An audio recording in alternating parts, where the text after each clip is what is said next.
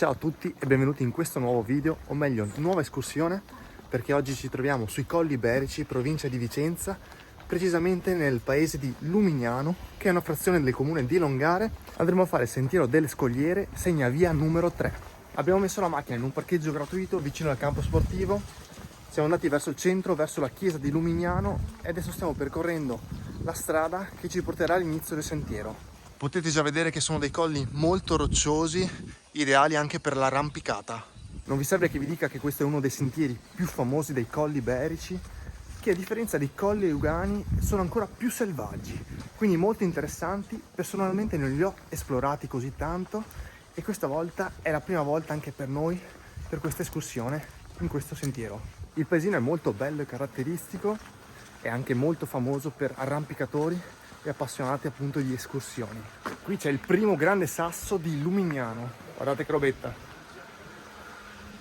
sembra quasi stia per cadere da un momento all'altro e schiacciare completamente quell'auto. Qui abbiamo la prima cartellonistica dove non è ancora indicato sentiero numero 3, però proseguendo a destra da questo lato dove abbiamo il secondo sasso di Lumignano, che è un po' più piccolino, abbiamo l'indicazione del segnavia numero 3 e inizia ufficialmente il sentiero. Subito into the wild, zona boschiva. Adesso la salita sarà abbastanza ripida e il dislivello quasi totale di questo sentiero lo faremo proprio qui, proprio ora, che è di circa 350-400 metri. Faremo un giro ad anello dove toccheremo diversi punti di interesse, che il primo sarà la croce e gli altri li vedrete nel corso di questo video. Il tracciato si presenta con rocce, foglie, un po' fangoso, un po' umiduccio, quindi fare particolare attenzione, mettere scarpe da trekking ovviamente, e mi sembra abbastanza selvaggio. Il giro totale ad anello sarà di circa 6 km, poi eventualmente si possono fare delle deviazioni, allungarlo o accorciarlo anche. Ci sono veramente parecchie rocce lungo il percorso.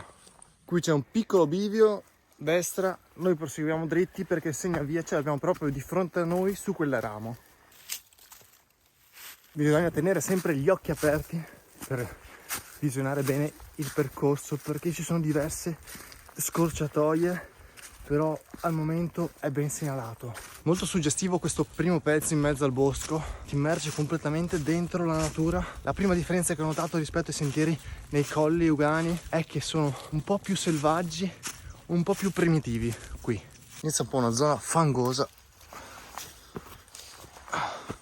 Questa è una zona piena di rovi, quindi bisogna fare molta attenzione, soprattutto dove mettere le mani perché è pieno di spine.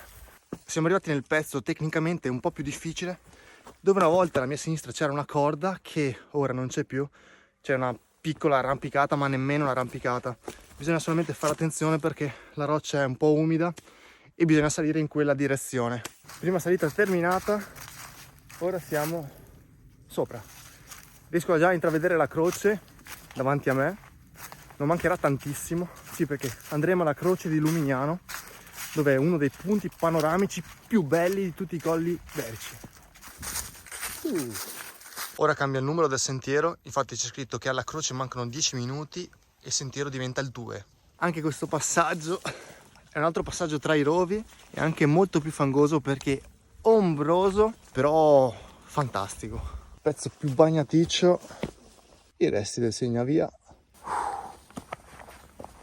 E davanti a noi abbiamo tutti i Colli Euganei, che oggi si vedono anche abbastanza bene. Siamo fortunati perché è una giornata soleggiata. Può capitare spesso in inverno che ci sia un mare di nebbia e si veda solamente la punta dei colli. E siamo arrivati ufficialmente alla croce. E da qui su c'è un gran bel panorama, sempre sui Colli Euganei. Ora proseguiamo verso il secondo punto di interesse della camminata di oggi, l'eremo di San Cassiano, un eremo incastonato nella roccia. Qui ci sono 3 vie, noi proseguiamo dritti seguendo sempre la segnaletica. Sentiero molto gradevole da fare anche in inverno, è molto boschivo come avete visto. Adesso vedremo anche un'altra parte un po' diversa da questa, però per il momento è molto semplice per persone mediamente allenate ovviamente. Adesso vedremo in quanto ci metteremo a chiudere il giro. Allora, abbiamo trovato 2 bivi non così ben indicati, però per logica seguiamo sempre il sentiero e di qua abbiamo un piccolo tratto di strada bianca, probabilmente ci porterà all'eremo. Non sono sicuro al 100%, ma dovrebbe essere la via giusta. Ora c'è un piccolo tratto asfaltato, davvero molto rilassante questo sentiero, molto ma molto rilassante. E da 2 siamo tornati al sentiero numero 4 e ora si proseguirà ancora in mezzo al bosco. Siamo in discesa libera nella fanghiglia, siamo proprio in un punto dove la natura è proprio primordiale. Preparatevi a un bel po' di fanghiglia, anche sotto le foglie si nasconde il fanghino. Tantissimi alberi pieni di muschio, caduti, morti, uno sopra l'altro in questa piccola gola. Siamo in mezzo a questo bosco che è veramente antico. Abbiamo tantissimi alberi attorno a noi che sono morti, pieni di muschio. È un po' una cosa un po' particolare perché non si vede spesso un bosco così non tenuto, nel senso che tutto ciò che muore resta qui. Ci sono anche diverse cavità. Lì c'è una piccolissima grotta. Siamo proprio in una zona collinare ricca di covi, si chiamano, ricca appunto di buchi all'interno delle rocce. Infatti c'è anche uno speleoparco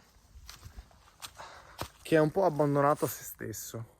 Per il 3 di qua abbiamo un'altra grande roccia sulla destra.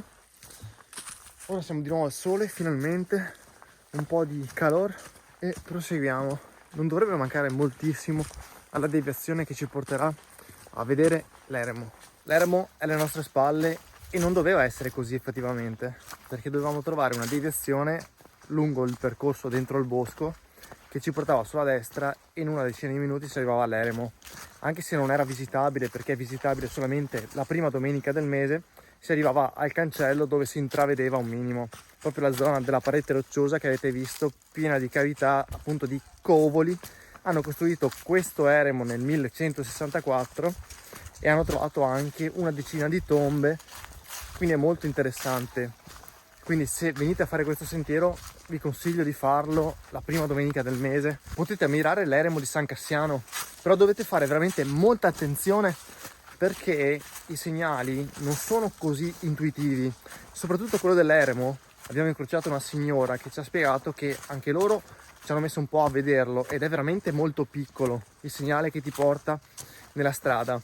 E fatto sta che l'abbiamo cannata. Usciti dal sentiero abbiamo trovato anche un segnale dove il comune ha indicato che per arrivare all'eremo non era fattibile per il nostro sentiero, ma dal sentiero del Broglion, che è un altro percorso, perché c'è stata una piccola frana dovuta a delle precipitazioni nell'ultimo periodo che deve essere ancora sistemata, immagino. Quindi l'eremo lo vediamo al distante. Magari torneremo in un altro periodo, magari torneremo quando sarà tutto sistemato, tutto a posto. Siamo scesi nella strada principale da via Broglio, altro punto dove partono escursioni molto interessanti. Siamo a 3 ore di camminata, tra 5 minuti arriveremo al parcheggio. Per oggi è tutto. Se vi è piaciuta questa escursione fatemelo sapere con un like, se vi va iscrivetevi al canale. Se volete vedere altre escursioni nei Colli Iberici, mi raccomando, scrivetemelo qui sotto nei commenti. Ci vediamo molto presto sempre qui su YouTube in un'altra avventura, escursione o viaggetto. Per oggi è tutto, ciao da Jack.